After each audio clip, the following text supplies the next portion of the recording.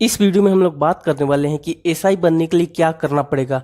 दोस्तों, अगर आप पुलिस डिपार्टमेंट में ज्वाइन करना चाहते हैं, पुलिस एसआई बनना चाहते हैं यानी कि सब इंस्पेक्टर बनना चाहते हैं और आपको नहीं पता कि क्या प्रोसेस है, क्या स्टेप बाय स्टेप है, किस तरीके से सिलेक्शन होगा, क्या एग्जाम होगा, क्या करना पड़ेगा पुलिस एसआई बनने के लिए, तो दोस्तों ये वीडियो आपके लिए बहुत ज़्यादा ज़रूरी है क्योंकि इस वीडियो में हमने सब कुछ कवर किया। इसमें मैंने आपको एग्जाम्स के बारे में बताया, क्वालिफिकेशन के बारे में बताया है, परसेंटेज के बारे में बताया, आपको हाइट कितनी होनी चाहिए, चेस्ट कितनी होनी चाहिए, रनिंग कितनी करनी पड़ेगी, मेडिकल टेस्ट में क्या होता है। कहने का मतलब है कि कम समय में आपको सब कुछ इस वीडियो में जानने को मिलेगा। तो दोस्तों, अगर आप जानना चाहते हैं तो इस वीडियो को पूरा अंत तक जरूर देखिए, आपके सारे सवालों का जवाब इस वीडियो में मिल जाएगा। मेरा नाम है आयुष और आप देख रहे हैं आयुष रीना यूट्यूब चैनल। तो चलिए बिना टाइम वेस्ट के वीडियो को शुरू करते हैं। बहुत सारे ऐसे स्टूडेंट होते हैं जिनका बचपन से ही सपना होता है कि उनको बड़े होकर पुलिस डिपार्टमेंट में ज्वाइन करना है, उनको बड़ा होकर इंस्पेक्टर बनना है। लेकिन दोस्तों, आपको कुछ भी अपनी लाइफ में करना हो तो उसके बारे में आपको पूरा रोड मैप पता होना चाहिए, आपको पूरी चीज़ उसके बारे में जानकारी होनी चाहिए, तभी तो आप उस चीज़ को अचीव कर पाओगे। इसीलिए दोस्तों, सबसे पहले आपको जानना पड़ेगा कि पुलिस एसआई बनने के लिए क्या करना पड़ेगा, क्या प्रोसेस होते हैं, क्या स्टेप होते हैं, जो कि मैं आपको इस वीडियो में बताने वाला हूँ। तो सबसे पहले हम लोग बात करेंगे क्वालिफिकेशन के बारे में कि क्या क्वालिफिकेशन होनी चाहिए, क्योंकि बहुत सारे स्टूडेंट को ये लगता है कि क्लास 12 पास कर लिए तो उसके बाद आप योग्य हो जाते हो, आप एलिजिबल हो जाते हो एसआई बनने के लिए। लेकिन दोस्तों, ये रॉन्ग है, ऐसा बिल्कुल भी नहीं है। क्लास 12 के बाद आप एलिजिबल नहीं होते। अगर आपको एसआई बनना है तो दोस्तों कम से कम आपको अपनी ग्रेजुएशन कंप्लीट करनी पड़ेगी। अब बारी आती ग्रेजुएशन की कि ग्रेजुएशन कौन से सब्जेक्ट से होनी चाहिए। तो मैं आपको बता दूं कि ग्रेजुएशन में आप कोई भी स्ट्रीम ले लो, कोई भी सब्जेक्ट ले लो, कोई भी कोर्स कर लो, कोई फर्क नहीं पड़ता। जैसे कि आप बीए कर सकते हो, आप बीकॉम कर सकते हो, आप बीएससी कर सकते हो, आप बीसीए कर सकते हो, आप बी फार्मा कर सकते हो, कुछ भी कर लो, कोई भी आपको फर्क नहीं पड़ता, बस आपकी ग्रेजुएशन कंप्लीट होनी चाहिए। अब बात आती है ग्रेजुएशन पास होने की, तो आपके मन में एक और सवाल आ रहा होगा कि अरे यार, ये भी बता देते कि कितने परसेंटेज चाहिए। तो मेरे दोस्त, मैं आपको बताना चाहूँगा कि परसेंटेज की भी अभी तक कोई भी रिक्वायरमेंट नहीं है। ऐसा कोई भी क्राइटेरिया नहीं रखा गया कि आपको मिनिमम 50% या फिर 40% या फिर 60% चाहिए। ऐसा किसी तरीके का कोई रूल नहीं है। तो बस आपको सिंपली ग्रेजुएशन पास होना है, कोई भी सब्जेक्ट से ले लो, कितने भी परसेंटेज है, कोई भी फर्क नहीं पड़ता। हमने क्वालिफिकेशन के बारे में जान लिया। अब हम लोग बात कर लेते हैं एलिजिबिलिटी क्राइटेरिया के बारे में कि क्या योग्यता होनी चाहिए, क्या एलिजिबिलिटी क्राइटेरिया है। तो दोस्तों, सबसे पहले अगर हम लोग बात कर लेते हैं एज लिमिट के बारे में कि क्या एज लिमिट है, तो देखो, आपकी जो एज लिमिट है 21 साल से 28 साल के बीच होनी चाहिए। मिनिमम 21 साल यानी कि 21st ईयर और मैक्सिमम 28 ईयर आपकी एज होनी चाहिए। इसमें कैटेगरी के अकॉर्डिंग जो छूट आपको मिलती है वो मिलेगी। जैसे कि ओबीसी को 3 साल की छूट मिलेगी, एससी एसटी कैटेगरी को 5 साल की छूट मिलेगी। इसके अलावा दोस्तों, अब हम लोग बात कर लेते हैं एग्जाम्स के बारे में, जो कि बहुत ज़्यादा इंपॉर्टेंट है। उसके बाद हम लोग बात करेंगे आपकी हाइट वगैरह के बारे में। तो एग्जाम्स के बारे में हम लोग बात कर ले तो देखोगे, इसमें बेसिकली ये ऑनलाइन एग्जाम होता है और इसमें आपके एमसीक्यू टाइप क्वेश्चंस होते हैं, यानी कि 4 ऑप्शन होंगे। जो भी क्वेश्चन सही होगा, जो भी आंसर सही होगा, आपको उसको टिक करना होगा। और ये जो एग्जाम होता है इसमें बेसिकली 4 सेक्शन होते हैं, क्योंकि बहुत सारे स्टूडेंट के मन में डाउट होते हैं कि किस टाइप के क्वेश्चन आते हैं। तो मैं आपको बताना चाहूँगा, देखो, इसमें आपको मैथमेटिक्स के क्वेश्चन आएंगे, जीएस और करेंट अफेयर्स के क्वेश्चन आएंगे, इसके अलावा रीजनिंग और हिंदी से रिलेटेड क्वेश्चन आते हैं। इसके बारे में आपको थोड़ा सा और मैं बता देता हूँ ताकि आपको और अच्छे तरीके से समझ में आ जाए। देखो, मैथमेटिक्स नाम सुन के आप घबराओ नहीं। अगर आपने 10th के बाद मैथ्स नहीं लिया था तब भी टेंशन लेने की ज़रूरत नहीं है, क्योंकि इसमें जो मैथमेटिक्स के क्वेश्चन आते हैं वो दोस्तों 10th क्लास तक ही आते हैं। हो सकते हैं कि 1 या 2 क्वेश्चन आपके 11th 12th के आ जाए, लेकिन वो बहुत कम आते हैं। जो ज़्यादातर पोर्शन होते हैं 10th तक के ही आते हैं। अगर आपने 10th तक की अपनी मैथ्स अच्छी तरीके से कंप्लीट कर ली है तो दोस्तों आप खुश हो जाइए, आपको मैथ्स में कोई भी प्रॉब्लम नहीं होगी। इसके अलावा दोस्तों, हिंदी वही जो हम लोग पढ़ते आ रहे हैं, जैसे कि जो हम लोग हिंदी व्याकरण पढ़ते, जैसे संधि हो गया, समास हो गया, विलोम शब्द हो गया, और इसके अलावा समानार्थी शब्द हो गया, यानी कि सिनोनिम्स वगैरह हो गया। इसके अलावा लेखक वगैरह के बारे में पूछता है। हिंदी में बेसिकली वही होता है जो कि हम सभी लोग पढ़ते आ रहे हैं।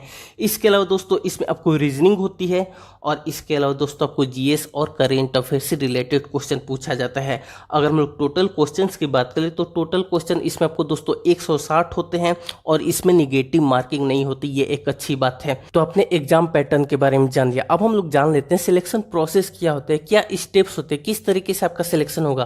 तो देखो गाइस, सबसे पहले आप ऑनलाइन अप्लाई करोगे, इसके बाद आपका एक निश्चित डेट को आपका एग्जाम होगा। उस एग्ज़ाम में जो भी कैंडिडेट मतलब कि क्वालिफाई करेंगे, जिनका भी मेरिट लिस्ट में नाम होगा, उनको बुलाया जाएगा रनिंग के लिए। आप रनिंग करोगे और वहीं पे आपका डॉक्यूमेंट्स वेरिफिकेशन भी हो जाएगा। अगर आप ये दोनों चीज़ क्लियर कर लेते हो, यानी कि आपकी रनिंग क्वालिफाई हो जाती है, इसके बाद एक फाइनल मेरिट लिस्ट बनेगी। उस मेरिट लिस्ट में जिसका भी नाम होगा उसको फिर से बुलाया जाएगा और उनका दोस्तों मेडिकल होगा। मेडिकल में बेसिकली आपका देखा जाता है कि आपकी विजन वगैरह चेक की जाती है, आपके फ्लैट फुट चेक किए जाते हैं, आपकी नीज वगैरह चेक की जाती है, यानी कि घुटने वगैरह चेक किए जाते हैं। अगर सब कुछ सही रहा तो दोस्तों आपका सिलेक्शन हो जाता है। लेकिन कभी कभी ऐसा होता है कि आपको मेडिकल में आप क्वालिफाई नहीं कर पाते। इसके दो रीजन होते हैं। एक परमानेंट रीजन होते हैं जो कि ठीक नहीं हो सकता, जैसे कि विजन वगैरह है या फिर कलर ब्लाइंडनेस है, तो ये तो ठीक नहीं हो सकता, तो आप वहीं से डिस्क्वालीफाई हो जाते हो। लेकिन कुछ कुछ रीजन होते हैं जैसे फ्लैट फुट वगैरह है या फिर और भी कुछ रीजन हो सकते हैं जो कि ठीक हो सकते हैं, तो दोस्तों उसके लिए 3 महीने या फिर 6 महीने का समय आपको दिया जा सकता है। उतने समय के बाद फिर से आपका मेडिकल टेस्ट होगा। उसके बाद अगर आप उसमें क्वालिफाई कर जाते हैं तो आप आगे की ओर बढ़ जाएंगे। मेडिकल टेस्ट वगैरह होने के बाद दोस्तों अगर सब कुछ सही रहा तो उसके बाद आपको ट्रेनिंग पर भेज दिया जाता है। अब हम लोग बात कर लेते हैं फिजिकल रिक्वायरमेंट की। कहने का मतलब है कि क्या हाइट होनी चाहिए, क्या चेस्ट होनी चाहिए, रनिंग वगैरह के बारे में हम लोग बात कर लेते हैं। लेकिन दोस्तों उससे पहले आपसे एक छोटी सी रिक्वेस्ट है कि आप इस वीडियो को अभी तक देख रहे हैं तो वीडियो को लाइक करके चैनल जरूर से सब्सक्राइब कर लीजिए। तो चलिए अब हम लोग बात कर लेते हैं क्या हाइट होनी चाहिए, चेस्ट होनी चाहिए, रनिंग वगैरह के बारे में। तो देखो गाइस, अगर आप मेल कैंडिडेट हैं और अगर आप जनरल, ओबीसी और एससी कैटेगरी से बिलोंग करते हैं तो जो आपकी हाइट है 168 सेंटीमीटर होनी चाहिए। और अगर आप मेल में एसटी कैटेगरी से बिलोंग करते हैं तो जो आपकी हाइट है 160 सेंटीमीटर यानी कि 160 सेंटीमीटर होनी चाहिए। वहीं पे अगर हम लोग बात कर लेते हैं चेस्ट की यानी कि सीने की, तो दोस्तों जनरल, ओबीसी और एससी कैटेगरी के लिए नॉर्मल में 79 सेंटीमीटर एंड 84 सेंटीमीटर होनी चाहिए। कहने का मतलब है कि अगर आप नॉर्मल पोजीशन में हो तो 79 सेंटीमीटर सीना होना चाहिए, और अगर आप सीना को फुलाते हो यानी कि एक्सपेंड करते हो तो दोस्तों इसमें 5 सेंटीमीटर का एक्सपेंशन आना चाहिए और 84 सेंटीमीटर होना चाहिए। वहीं पे एसटी कैटेगरी के लिए 77 सेंटीमीटर नॉर्मल और 82 सेंटीमीटर एक्सपेंशन के साथ। वहीं पे दोस्तों अगर हम लोग रनिंग की बात कर ले तो मेल रनिंग के लिए आपको 4.8 किलोमीटर रनिंग आपको 28 मिनट में करना पड़ेगा। ये तो बात हो गई मेल कैंडिडेट की। अब हम लोग बात कर लेते हैं फीमेल कैंडिडेट की। फीमेल में अगर आप जनरल, ओबीसी और एससी कैटेगरी से बिलोंग करते तो दोस्तों आपकी हाइट होनी चाहिए 152 सेंटीमीटर। वहीं पे अगर आप एसटी कैटेगरी से बिलोंग करते तो जो आपकी हाइट होगी 147 सेंटीमीटर होगी। और अगर हम लोग फीमेल रनिंग की बात कर ले तो 2.4 किलोमीटर रनिंग करनी होगी 16 मिनट में। ये सभी कैटेगरी के लिए है। अब एक सबसे इंपॉर्टेंट बात आपको बता रहा हूँ, आप बिल्कुल ध्यान से सुनना। देखो ये जो मैंने आपको हाइट बताया फिर जो आपको रनिंग बताया, ये किसी किसी स्टेट में थोड़ा बहुत चेंज हो सकता है। फिर जो एग्जाम पैटर्न है 160 क्वेश्चन की जगह 100 क्वेश्चन हो सकते हैं, 200 क्वेश्चन हो सकते हैं। तो ये छोटी मोटी चीज़ आपके स्टेट में हो सकता है कि चेंज हो जाए, इसीलिए आप अपने स्टेट का नाम कमेंट करके जरूर बताइए। और ये चीज़ आपको अपने स्टेट के अकॉर्डिंग देखना पड़ेगा कि आपके स्टेट में कितनी हाइट होती है, क्या एग्जाम पैटर्न होते हैं। इसको आप कैसे देख सकते हो? अब देखो, अब मैं जो आपको बताने वाला हूँ अब बिल्कुल ध्यान से सुनना।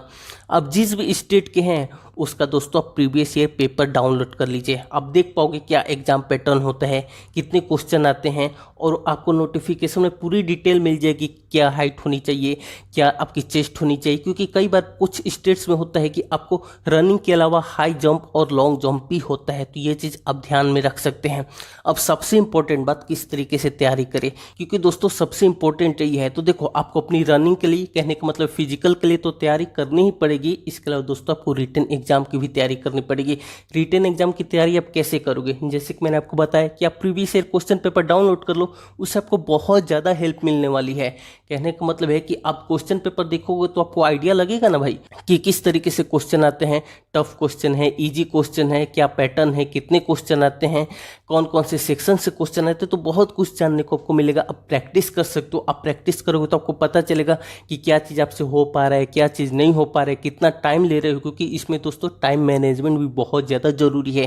क्योंकि बहुत बार ऐसा होता है कि क्वेश्चन तो आता है स्टूडेंट को, लेकिन टाइम कम होने की वजह से वो छूट सकता है। और दोस्तों सबसे इंपॉर्टेंट बात, आप प्रैक्टिस करते रहिए। जितना ज़्यादा प्रैक्टिस करेंगे उतना ही ज़्यादा आपके सिलेक्शन के चांसेस बढ़ेंगे। आप रनिंग और एक्सरसाइज करते रहे, आपको बहुत ज़्यादा हेल्प मिलेगी। और दोस्तों अगर आप चाहते हैं कि आप घर बैठे खुद से तैयारी करें, क्योंकि बहुत सारे स्टूडेंट ऐसे हैं जो कि खुद से तैयारी करके सिलेक्शन पाए हैं, तो उसके लिए बहुत ज़्यादा ज़रूरी है कि आपको अच्छी बुक्स पढ़नी पड़ेगी जिससे कि आपका सिलेक्शन हो जाए। इसलिए दोस्तों मैंने डिस्क्रिप्शन बॉक्स में कुछ बहुत ही बेहतरीन बुक्स के लिंक दिए हैं जिससे आप घर बैठे तैयारी करके पहली बार में सिलेक्शन ले सकते हैं। आप लिंक पे जाके आप बुक्स देख सकते हैं, कितने की है आप वो भी देख सकते हैं। भले आप खरीदे या मत खरीदे, लेकिन आपको पता तो होना चाहिए कि कौन सी बुक्स है, कितनी प्राइस है। अब आप मार्केट से ले सकते हैं, फिर कहीं और से भी अरेंज कर सकते हैं, लेकिन आपको कम से कम बुक्स के नाम तो पता होनी चाहिए। इसलिए आप एक बार लिंक पर जाके अब देख सकते हैं कौन सी बुक्स है, क्या है, और अच्छी तरीके से तैयारी कीजिए और अच्छी तरीके से पढ़ाई कीजिए। दोस्तों आपका सपना जरूर पूरा होगा। तो आई होप दोस्तों इस वीडियो में मैंने आपको जो भी कुछ बताया आपको सब कुछ समझ में आया होगा। लेकिन फिर भी अगर आपके मन में कोई सवाल है, कुछ डाउट्स है, तो दोस्तों आप कमेंट करके जरूर बताइए और अपने स्टेट का नाम भी कमेंट करके जरूर बताइए। इसके अलावा दोस्तों आप इस वीडियो को अपने दोस्तों के साथ, फैमिली के साथ जरूर से शेयर कीजिए। और इस चैनल को अभी तक सब्सक्राइब नहीं किया, वीडियो को अभी तक लाइक नहीं किया, तो वीडियो को लाइक करके चैनल को जरूर से सब्सक्राइब कर दीजिए। आप सभी ने इस वीडियो को देखा, आपका बहुत बहुत धन्यवाद।